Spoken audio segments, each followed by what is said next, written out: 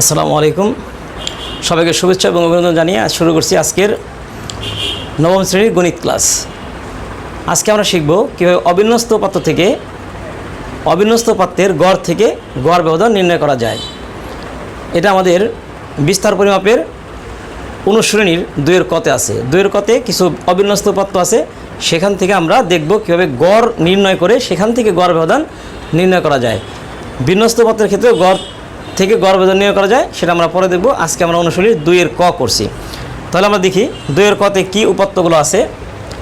2-এর কতে 8, 15, 53, 49, 19, 62, 7, 15, 95, 77 এরকম 10টি উপাত্ত দেওয়া আছে।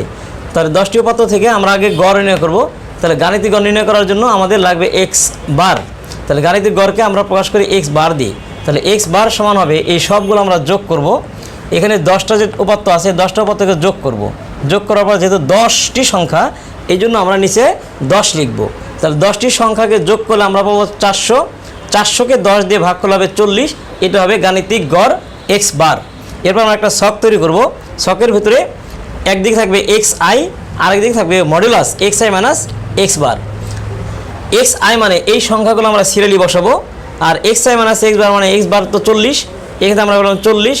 তাহলে এক্স আইয়ের এই মানটা আমরা এটা থেকে বিয়োগ করব, 8 - 40। তাহলে 8 - 40 হলে -32 হবে, কিন্তু যেহেতু মডুলাস চিহ্ন আছে, মডুলাস চিহ্নের জন্য আমরা মাইনাসটা না নিয়ে শুধু প্লাস চিহ্নটা নেব। তাহলে আবার বলছি যে এক্স আই মাইনাস এক্স বার মানে এই ঘর থেকে আমরা এই ঘর থেকে এই ঘর বিয়োগ করব, 40 বিয়োগ করব। তাহলে 40 বিয়োগ করলে আমাদের হবে -32, কিন্তু মাইনাসটা না নিয়ে আমরা নেব +32। এইভাবে আমরা এই ঘর থেকে 40 আর হচ্ছে এইটা গড় আর হচ্ছে এই ঘরটা বিয়োগ করে আমরা এই সিরিয়ালটা পূরণ করব। তাহলে এই কলামটা লেখার জন্য আমাদের আবার বলছি যে এক্স আই মাইনাস এক্স বার মানে এই গড় থেকে এই মানটা বিয়োগ করব, গড় থেকে এই মানটা বিয়োগ করব, বিয়োগ করে আমরা এই ঘরটা পূরণ করব। যদি কখনো মাইনাস আসে তাহলে মাইনাসটা আমরা বাদ দিব। এখন দ্বিতীয় স্টেপে আমাদের করতে হবে এই সিরিয়ালে যেগুলো আসলো এগুলো সব যোগ করতে হবে। যোগ করলে আমরা টোটাল পাবো 272। এখন এখানে যে সংখ্যা আছে এই সংখ্যাগুলো আমরা যোগ করি, তাহলে টোটাল সংখ্যা হবে 10টি। এটা হবে এন এর মান। গড় ব্যবধান নির্ণয় করার সূত্র আছে আমাদের MD X bar. MD X bar সমান summation of X I minus X bar by N. তাহলে এই মানটা আমরা ওই ছক থেকে, ছকের এই সমষ্টি করে আমরা করলাম 272। তাহলে এই মানটা হবে 272, আর নিচে এন এর মান হবে 10। তাহলে এন এর মান বসাবো 10। 272কে 10 দিয়ে ভাগ করলে রেজাল্ট হবে 27.2।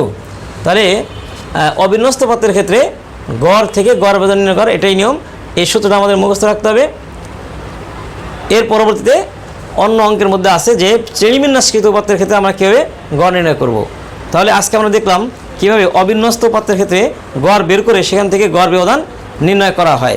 তাহলে বিন্যস্ত পাত্রের ক্ষেত্রেও গড় থেকে গড় ব্যবধান নির্ণয় করার নিয়ম আছে, এটা আমরা পরবর্তী ভিডিওতে দেখব। আজকে আমরা শিখলাম অবিন্যস্ত পাত্রের ক্ষেত্রে গড় থেকে গড় ব্যবধান নির্ণয় করার নিয়ম। ধন্যবাদ সবাইকে আমার ভিডিও দেখার জন্য। আসসালামু আলাইকুম।